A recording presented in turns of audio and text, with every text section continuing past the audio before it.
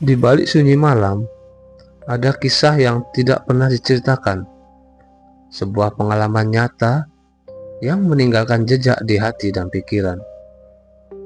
Setiap daerah pasti memiliki kisah-kisah legenda atau kisah mistisnya masing-masing.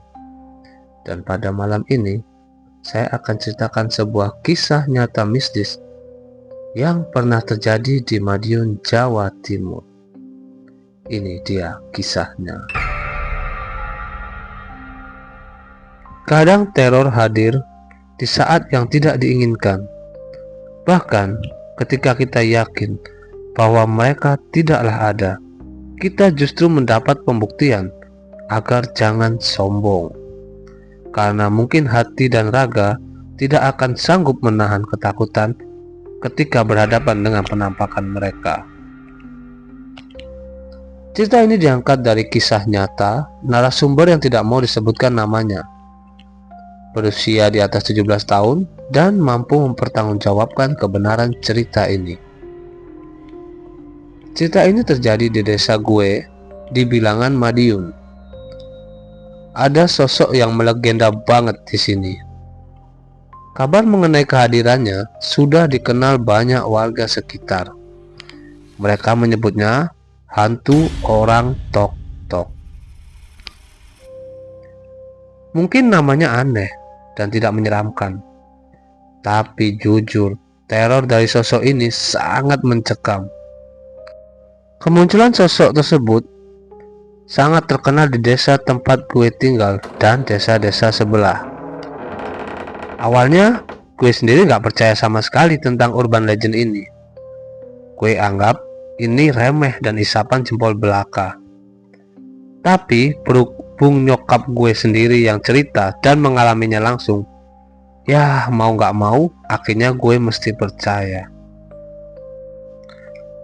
Jauh sebelum kejadian terjadi di rumah gue, warga desa udah dengar omongan dari orang-orang desa sebelah tentang desas-desus kehadiran hantu tok-tok ini.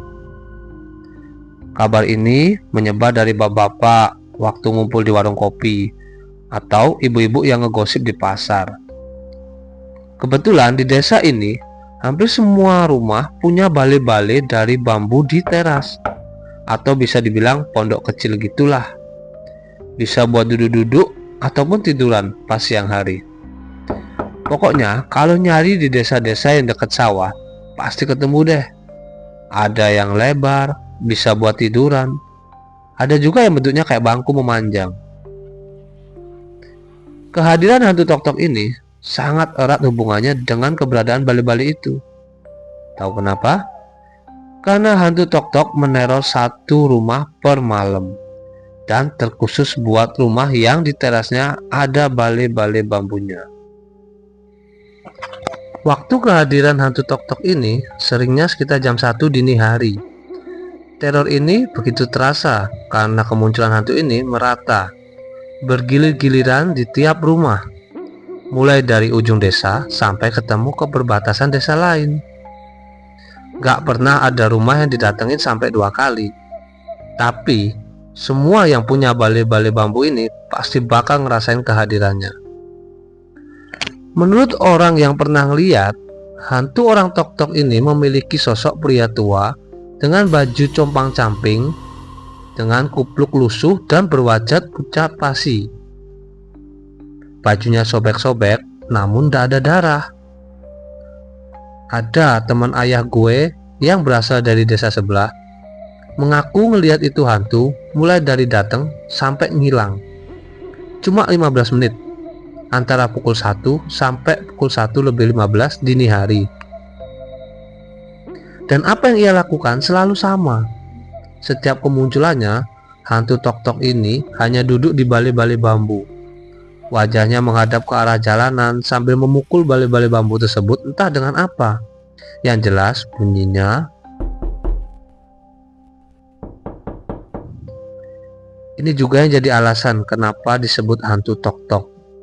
Karena suara yang timbul di setiap kehadirannya. Suara tok-toknya kedengeran jelas ya. Biasanya kalau udah bunyi gitu, pemilik rumah bakal buru-buru kunci pintu dan gak lakuin apapun. Awalnya gue kepikiran, paling cuma orang tunawisma yang lagi nyari tempat istirahat. Tapi semuanya terbukti salah. Kata teman ayah, setelah 15 menit, hantu orang tok-tok menghilang kayak asap. Benar-benar menghilang begitu saja. Menghilang secara tiba-tiba, bukan berdiri lalu berjalan. Bukan, namun menghilang. Sementara itu, penggiliran rumah yang didatangi hantu itu terus berlangsung. Dan pada akhirnya, seluruh rumah di desa sebelah sudah disinggahi oleh hantu tadi.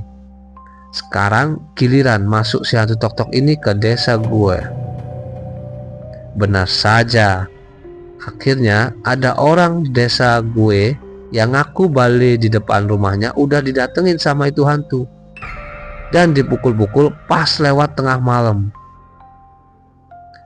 Mendengar kabar hantu tok-tok udah masuk ke desa gue, semua orang bersiap-siap. Sebenarnya orang-orang desa gue berniat masukin tuh balik ke dalam rumah biar gak kena giliran. Tapi orang desa sebelah udah memperingatkan, jangan sampai balai-balai bambu itu dipindah karena bahaya. Gak tahu kenapa disebut bahaya. Sialnya, kebetulan di rumah gue juga ada balai bambunya. Dan awalnya bokap gue juga mau mindahin balai-balai itu ke belakang rumah buat jaga-jaga, tapi gak jadi. Sebulan setelah berita orang desa gue mulai kena, tibalah giliran rumah gue yang kena samper sama hantu itu. Waktu itu jam 12-an lewat, kata nyokap. Beliau masih sibuk bungkusin kue-kue orderan yang paginya mau diambil.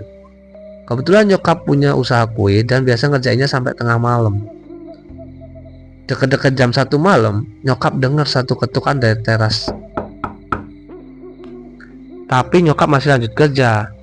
Dan selang beberapa menit kemudian bunyi lagi. Terus menerus. Nyokap gue cuma bisa diem. Bener-bener diem, ngedengerin. Gak ngelanjutin kerjaannya, tapi juga gak beranjak dari tempat duduknya. Nyokap tahu di luar sana sosok itu sedang muncul. Menurut beliau, sekitaran 10-15 menit bunyi itu secara konstan terdengar dari arah luar lalu berhenti. Tapi pengalaman yang dialami nyokap itu biasa aja. Puncaknya ada yang lebih parah dari apa yang nyokap alamin. Dan untungnya ini bukan terjadi di rumah gue. Jadi dulu ada tetangga gue yang kaya raya, namanya Mbak Tri. Dan dia sama sekali gak percaya dengan adanya sosok ini. Dialah korban teror terburuk dari sosok hantu tok-tok ini. Mbak Tri, dia belum punya anak dan tinggal suaminya kerja di Jakarta. Di desa gue, Mbak Tri terkenal sebagai juragan beras. Mbak Tri ini tinggal di rumah bersama gadis muda yang jadi pembantunya. Cuma berdua saja. Rumahnya Mbak Tri ada di ujung desa yang sebelahan sama desa tetangga. Dan ada balai bambunya juga di halaman rumahnya yang dijadiin tempat jemur padi yang hendak digiling. Secara lokasi rumah, dia akan jadi rumah terakhir yang dihampiri oleh hantu tok-tok ini di desa gue. Waktu beredar kabar hantu tok-tok mulai masuk ke desa, Mbak Tri benar-benar tutup telinga dan gak mau percaya akan kebenaran sosok ini. Waktu terus berlalu, satu persatu rumah udah didatengin oleh sosok hantu tok-tok ini. Dan sampailah pada akhirnya giliran hantu tok-tok ini datang ke rumahnya Mbak Tri. Malam itu, Mbak Tri dengar suara ketokan itu dengan telinganya sendiri, sama seperti warga yang lain. Suara itu terdengar lewat tengah malam selama beberapa menit. Pada momen itu barulah dia percaya dan seketika jadi yang paling panik karena ketakutan bahwa sosok itu memang benar-benar ada. Walaupun Mbak Tri tidak melihat sosok hantu itu, hanya suara tok-tok khas kehadirannya, tapi Mbak Tri kayaknya benar-benar ketakutan sampai sebegitunya. Dan besoknya, mungkin karena panik, dia langsung menyuruh pembantunya untuk ngebakar itu bali-bali di belakang rumah. Karena trauma, dia khawatir sosok itu hadir lagi.